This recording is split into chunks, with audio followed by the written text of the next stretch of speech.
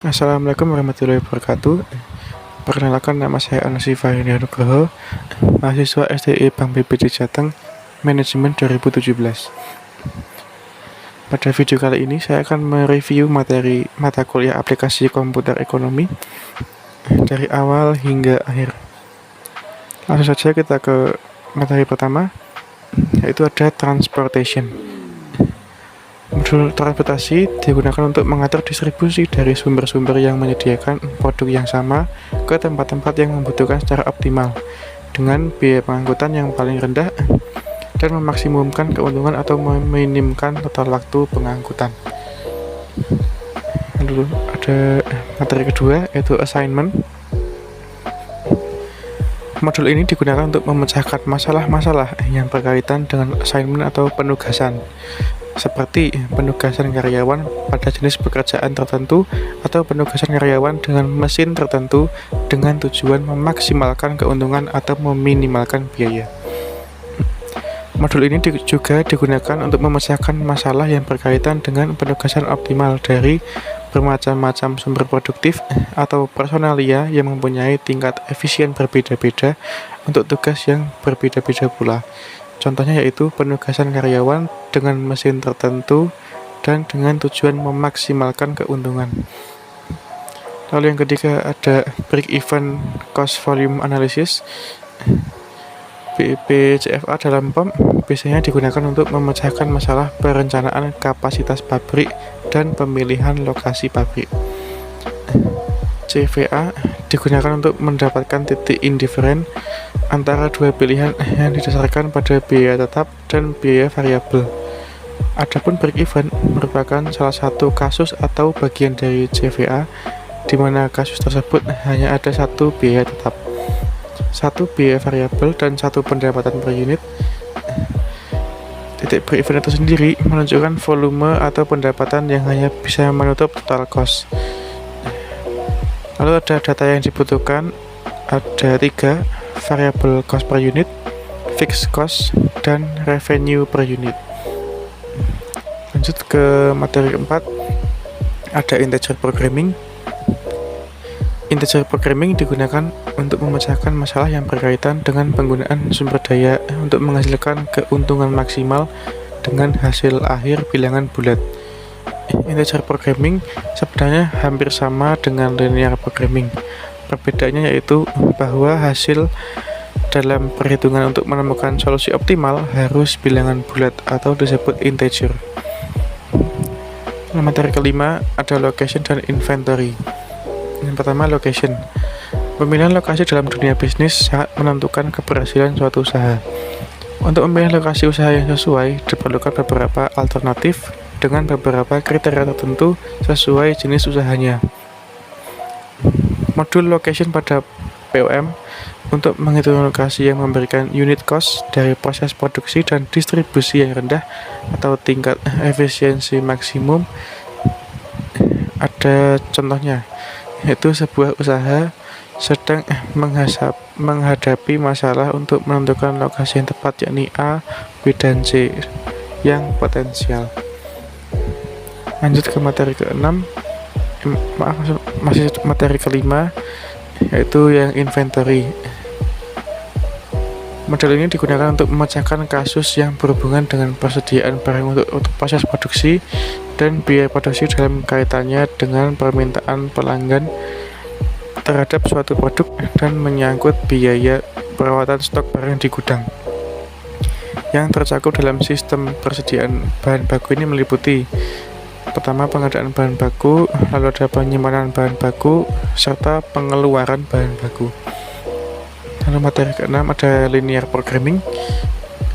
Linear programming adalah suatu metode untuk menyelesaikan masalah optimasi dalam mengkombinasikan produk dengan sumber daya yang terbatas atau memecahkan masalah yang terkait dengan pengalokasian sumber daya perusahaan secara optimal untuk mencapai keuntungan maksimal atau biaya minimum.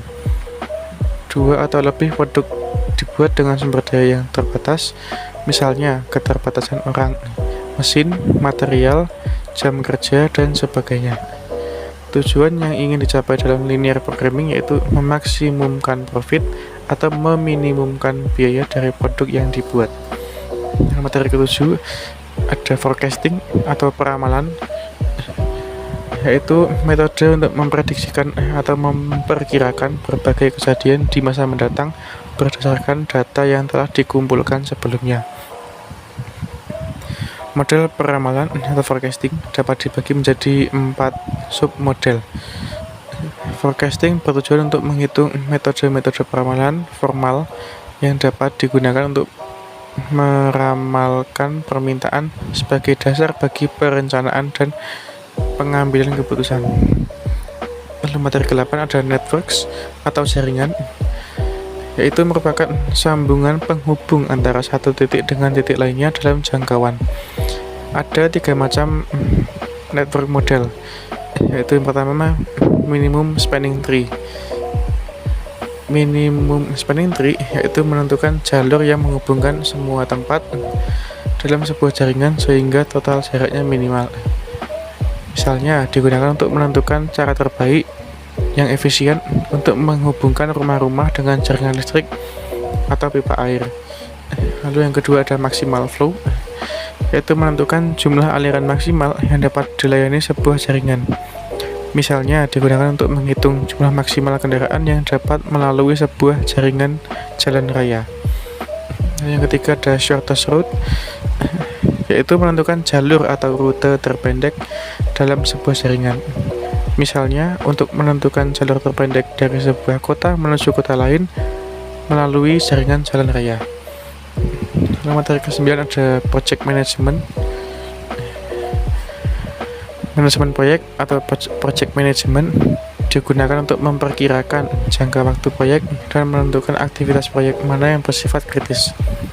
Manajemen proyek secara umum mencakup 3 fase, yaitu perencanaan, penjadwalan, pengawasan, dan pengendalian. Teknik yang paling umum digunakan adalah teknik telaah dan evaluasi program atau PERT, dan metode jalur krisis atau Critical Path Model atau CPM. Keduanya bisa dikatakan merupakan satu kesatuan. Untuk teknik telaah dan evaluasi program, aktivitasnya berbasis pada jalur atau Activity on Arc atau AOA. Sedangkan CPM aktivitasnya berbasis pada titik atau Activity on Node atau AON. Lanjut ke materi 10 ada waiting lines. Model ini digunakan untuk menciptakan model antrian yang menguntungkan bagi produsen, meminimumkan biaya, dan sekaligus menguntungkan bagi konsumen. Itu mengurangi atau meminimumkan waktu menunggu bagi konsumen. Ada 4 macam model antrian. Yang pertama single channel single phase, yang kedua single channel multi phase, yang ketiga multi channel single phase, yang keempat multi channel multi phase.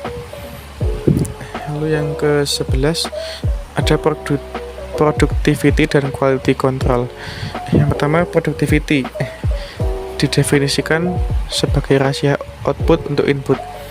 Dengan program POM ini memungkinkan untuk menghitung produktivitas dengan sejumlah input dan sejumlah periode waktu. Program POM ini akan menghitung kedua pengukuran produktivitas, yaitu setiap masukan dan juga perubahan dalam produktivitas dari waktu ke waktu. Produktivitas bertujuan untuk menghitung perbandingan antara hasil yang dicapai atau output dengan keseluruhan sumber daya yang digunakan atau input. Lalu quality control.